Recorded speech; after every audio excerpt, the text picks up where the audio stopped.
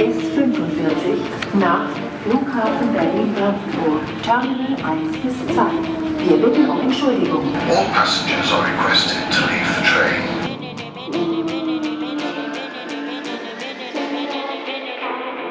So the airport is finally open. It is not a myth, it actually exists. I'm gonna keep on filming outside because I have to wear a face mask inside of the building, also on the visitor terrace. And also it's getting a bit loud. But look, there's airplanes.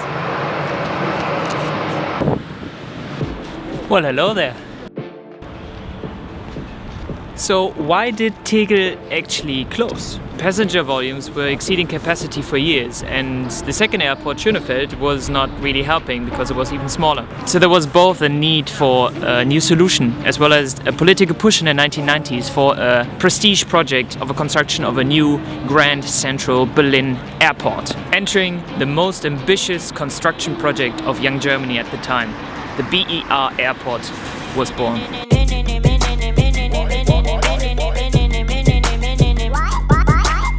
Now, as we all know, the plan to build a new airport in Berlin took a while. Let's look at 3 key facts. You know, 1, 2, 3. It took 3 times longer to complete. It was 400% over budget. The grand opening was cancelled 6 times over the course of a 9-year delay. And still, in spring 2020, there were more than 11,000 deficits that had to be cleared before the opening could take place. So every rational viewer might ask now, Germans love planning. Why the did it blow up? It's a really good question. Now, I don't have the time to do a full review of the BER project, but there's a really good documentary by Arte that I will link below. It is fantastic, have a look. However, as we all love executive summaries, there's 3 existential failures that we can observe in the project design. In the beginning, the allocation of the project to a single contractor with experience building this kind of sized construction projects like Hochtief failed for political reasons. Planning, construction and operation of the airport were now in the hands of 3 stakeholders: the state of Brandenburg, the state of Berlin and the Federal Department of Transport. They wanted local businesses to profit from this project and not just one big construction company. And they had good intentions, but there was one crucial problem with that. Aber wenn Sie viele kleine Unternehmen da rumwieseln lassen, dann brauchen Sie eine starke Hand, die kontrolliert. Und diese Fähigkeit war nicht da. Die hatte keiner. So, nobody kept track of things and workers did what they wanted. In 2012, after constructing for 6 years already and 3 weeks before the second planned opening of the airport, the commissioning of the airport was denied. Access denied. That's when the most critical of all people enter the construction site and check if all the regulations have been observed and respected. And there's quite a lot of them. I mean, we're talking about Planfeststellungsverfahren, for example, Flughafenbauvorschriften, and of course the Inbetriebnahmeplanungsverordnung. No shit. And the reason for the deny? Was fehlt noch? Am Ende des Tages fehlt eine funktionierende Brandschutzanlage. That was said on the official opening party, executed on May 12, 2012, 8 years before the airport actually opened. I mean, seriously, 2012, that was 8 years ago. Here's a picture of young Alex at that time. That's some long time ago. Jesus. A lot of people were genuinely shocked when they heard about the fire protection system problems. The failure here was that problems on site were hidden and not communicated up the chain of command. People with oversight didn't know what was going on and what was going wrong.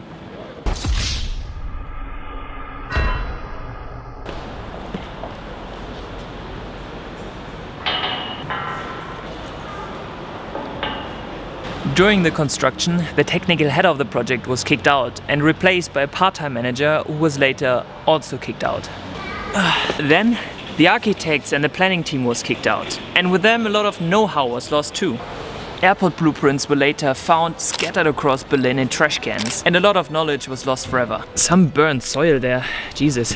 Interestingly, the architects from the BER airport were the same guys that originally designed, you guessed it, the TXL airport. That made so many people happy in Berlin. Isn't that just ironic? Isn't it ironic? Meanwhile, it became evident that the construction plans of the BER airport already rendered the airport way too small, so the plans were changed again and again. Without having the right blueprints though. So that's like constructing something you don't have the plans for and then... Diese ständige Änderei, hier noch was und da noch was. Und da hat sich halt, da gab es keinen Bauherrn, der gesagt hat, es kommt nicht in Frage. Nein, wir machen den Flughafen fertig, hier wird nichts geändert. So, final blow to the project was loss of knowledge and change of plans during the construction phase. Wasted. And the worst of it all is, that's actually a nice light. Actually makes very nice light. And the worst of it all is, it's not a new airport. It's an unused airport with a terminal design that's already outdated from day one. I mean, the year this building was designed, Facebook was 2 years old, Dragostea was on top of the charts across Europe, and Air Berlin was actually hosting their last smoking flight. Smoking flight. Okay. And there's the cherry on the icing. In the first week of its operation now, it was reported that there were leaks in the roof. Nice. And then the thing with the size. It's still considered too small by aviation experts because, yeah, passenger volumes did increase in the last 16 years. Surprise. Which is so ironic because it has opened now in 2020, the year when no one can fly anywhere anyways. I have the feeling the haunting of this project will just never stop. Ja? Nee, gar nicht tatsächlich. Nee. Ach, die S-Bahn? Ja. Die ist tatsächlich unter uns. Also wenn Sie hier reingehen, runter und nochmal unten, genau, da ist S-Bahn. S-Bahn und Regional, ja. Ja, kein Problem, gerne. Na sicher. Okay, time to call it a day. It's getting cold, but more to be released very soon. Thank you very much for watching. Like and follow and follow, and you know what it is. See you guys soon.